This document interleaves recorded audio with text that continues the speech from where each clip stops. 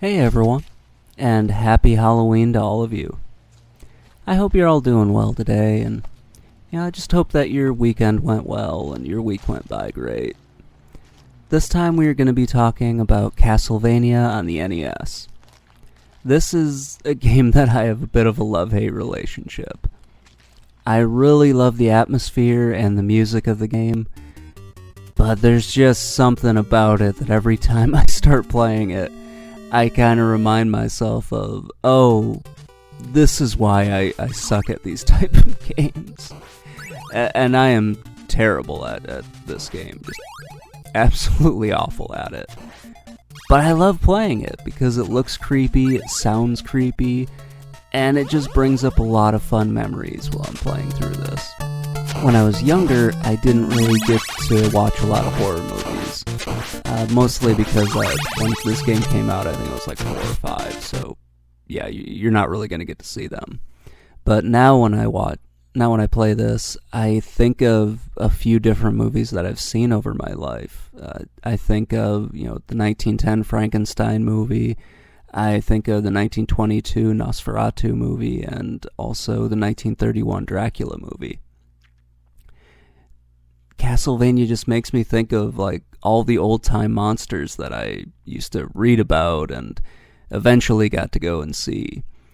And it's just got one of those creepy gothic atmospheres, and sometimes the architecture doesn't make any sense in certain levels, and it made me feel like I was playing something that I shouldn't have been playing back when I was little. Like, I wasn't supposed to watch horror movies, and now here I am playing a horror game. It was just kind of a creepy, not really creepy, but kind of like a weird coincidence, that sort of thing. I think the first time I actually remember hearing about this game, I was over at my neighbor's house, and it was one of those things where the parents were all getting together for a party or something, so all the kids were downstairs, and I was the youngest out of everyone, and I was watching one of the bigger kids playing Castlevania, and I was just like, wow, what is that? And he's like, oh, it's Castlevania, and I think he was trying to beat the mummies or trying to get to them, which ironically is a level that I still am absolutely terrible at. But I remember watching him play that, and I was like, wow, that is not Mario. and I kept saying, well, what is that? Like, can I play this? And he's like, well, it's really hard, but sure. And I think I died like plenty of times. Thankfully, there's infinite continues. Wow, I cannot talk today. So he wasn't too upset with me when I died. But yeah, then later on I remember playing it, and it was one of the first games, because it's one of those classic games, so it was one of the first that I picked up when I went out and started collecting games. And I remember still being terrible at it, as you can obviously see from, just this horrific gameplay that I'm showing. But yeah, I just remember it always fascinated me when I was little, and getting to go back to it, it's just a lot of fun every time I get to play this. And I'm sorry for rambling again, but this is just one of those games that, brings up a lot of different emotions, and it's kind of hard to just, articulate all of them. But, it's a creepy atmosphere, it's creepy music, it's a lot of gothic horror, it's stuff that doesn't make any sense. It's just so much fun to play this. All of that being said, though, it is not an easy game by any stretch of the means. And it's even worse when you're just not very good at it, especially like me. But it's one of those games that you can get better at it over time. And you can actually get through it just by like sheer force of will. Every single boss has their own pattern. You can learn those patterns and you can get through it. So it's not one of those like unbeatable NES games. It's one that I feel like they know how hard it was, or they knew how hard it was, so they gave you the tools to get through it. if you really wanted to and you just really wanted to work at it.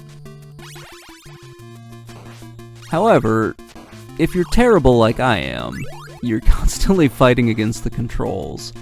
Your reaction time has just gone to shit, which mine has over the years. And yeah, you're just kind of fighting with yourself to try to beat this, but eventually you do figure out the different tricks and things that you need to do. And in my case, you know what they are, but sometimes you can't really execute them the way that you really should. So while you're seeing this and just watching me admittedly do a terrible job at this, it's... how can I put this? The controls are not, they're not super great, and when you combine that with just me not being good at the game, then it just makes everything worse. And there are certain spots in the game where I was not doing what I really should have been doing, especially like right here. I'm just really not very good at this. Yeah, that's pretty much the only thing I can say about it. I'm just really terrible. But there are just a few spots on here, especially when you find yourself stuck on the stairs, that you're just absolutely screwed. And you just need to find a way through. And sometimes that way just never comes, or it comes in a couple of deaths in a row or something like that. I'm sorry. So I've complained about the controls, which, you can get over it. There are games with much worse controls out there. So, yeah, I'm gonna stop complaining about that. Nobody cares about my struggles with that. But yeah, let's get back to the atmosphere and everything like that. It's super creepy, and it works great, especially when you come up to... This was the part that really kind of hammered that home. It's the bridge right before you get to the two mummies. And it just doesn't look right. It's kind of, why did Dracula make this weird bridge thing with floating blocks in it and whatnot? At least in some of the other levels, you can see where the blocks kind of fit in, and you're like, okay, that's just some stone that's sticking out. Here, it's just kind of what the fuck was he doing? It gives you the impression this castle has been around for a very long time, and you just need to find your way through it. It's just so cool to look at this. This is one of those games that I can just come back to every Halloween and just know that I'm gonna have fun playing it. As frustrating as it is, I know I'm gonna have fun playing it. And, it meant a lot to me growing up, and it still means a lot to me now. One thing that I kind of forgot to mention when I was just talking nostalgia and everything, these are games that we would rent. My friends would rent them. I don't think my brother ever rented them, since he was in charge of renting all the NES games. Apparently, I was 5. I didn't really have an input in that, but whatever. It was just one of those weird, funny things. But my friends would rent these, especially Dracula's Curse. So the first and the third were the ones that I remember the most. The second one, oh gosh, the second one I really only remember because it must have been a summer or something. My brother borrowed an NES after ours had broke, and he started playing the second one. And I just remember watching that and having absolutely no idea what he was doing. We'll get to Castlevania 2 later. That one's gonna be a bit of a chore, just because I've never really played that one seriously. But getting back to this one, I kind of feel like this is where some of my love of horror movies started and that sort of thing. And just, it's one of those games I just love going back to, as I've mentioned.